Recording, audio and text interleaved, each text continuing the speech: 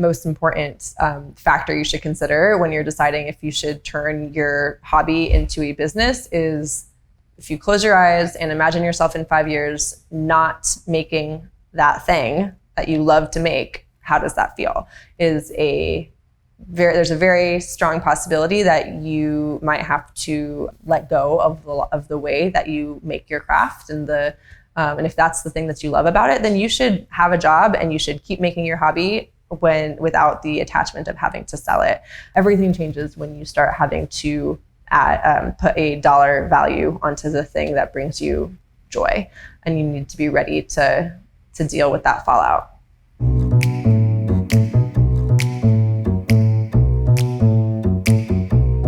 First, defining what success is for you is hugely important, and what are the metrics that you're using to rate success? Is it profit? Is it personal fulfillment? Is it growth? Profit and growth are super different, and they're often at odds with each other. Is your goal to be able to get macrame into as many homes as possible and spread the word of macrame globally and cover the whole planet with beautiful fish-tailed knots? I don't know the type of knots you use in macrame. Or is your goal to be super focused on the process and material integrity and make a handful of pieces that are going to live in just a handful of homes and really enrich someone's life in this way? And those all need to be defined before you start thinking about what supplies do I buy, and figuring out what your cost of goods is, because there's no one way to do this. We are trying to straddle this line of creating a craft product that we feel has a lot of integrity, but also at a scale that we can grow. And we run into challenges constantly. I think that we've done a really good job of maintaining the integrity of the product. I think that if anything, it's gotten better from the stuff that we used to make when we were throwing it on a wheel. A lot of people, when we started moving things to molds, they're like, don't you miss throwing things by hand? Or now it's not handmade or whatever. And we don't really, that kind of bothered us for like a week. And then we're like, we actually like the product that we make now so much better than the stuff that we were throwing on a wheel. I have a handful of big platters and stuff that feel very special, but the bowls and plates, I just want them to stack well. I like them matching. I feel like we've struck this nice balance of cohesive and repeatable, but also still something that feels very valuable and real and quality.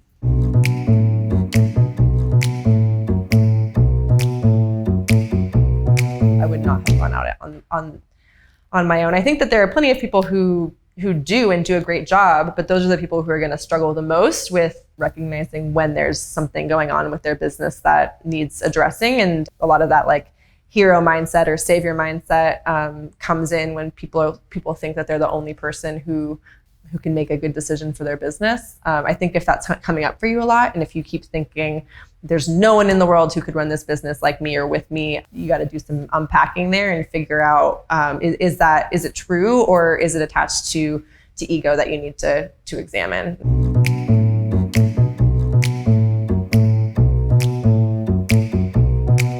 Selling what you make, especially when what you make is a really complicated product to make, comes with a whole series of potential bottlenecks. And for us, where we really struggle is the fact that there's an office and a sales and marketing customer care team, and we all can come to work wearing white pants if we want to, and high heels if we want to. And, some people in the office get paid more, and they can work from home if they need to. And then right on the other side of the wall, we have a manufacturing team who is dirty and hot, and a lot of those jobs are entry level. We try our best to pay entry level employees at well beyond the living wage. We're working toward a $20 an hour starting rate for our entry level employees, because no one can make a living on $15 an hour. It's ridiculous. So people come in at $15 an hour, and we try to get them up to about $16.50 as soon as possible, after kind of a 90-day trial period. But we have these two very different types of work, but still have to figure out how to have one cohesive company culture where everybody feels like they are working towards the same shared goal. And that's not easy. We have, I think, a lot of our struggles really come in to play because we are actively committed to bringing in a workforce with really different lived experiences. And so very different from, say, a direct-to-consumer company in New York City that's making a product that's made or selling a product that's made elsewhere, where everyone in the office, they probably all went to college, they're exposed to the same types of media, they might be going to similar restaurants, they come from a similar demographic. Even if they're diverse racially or by gender, they have potentially the same educational experience and a similar lived experience. It's not the same when you're bringing together manufacturing and the marketing and selling of a product. So a lot of the work that we do as a leadership team is figuring out how to get people who have very different lived experiences able to communicate with each other in a way where they both feel respected and valued. Early on, we didn't really think about it, and we were just hiring people who were friends of friends, and we were kind of like creating this situation where everyone was kind of the same, and that felt very easy for a time, but it also made our workforce very homogenous, and it was not in line with the desire to create an equitable workplace. So yeah, I would say that's a very serious challenge, and also something that is really important for us to get right.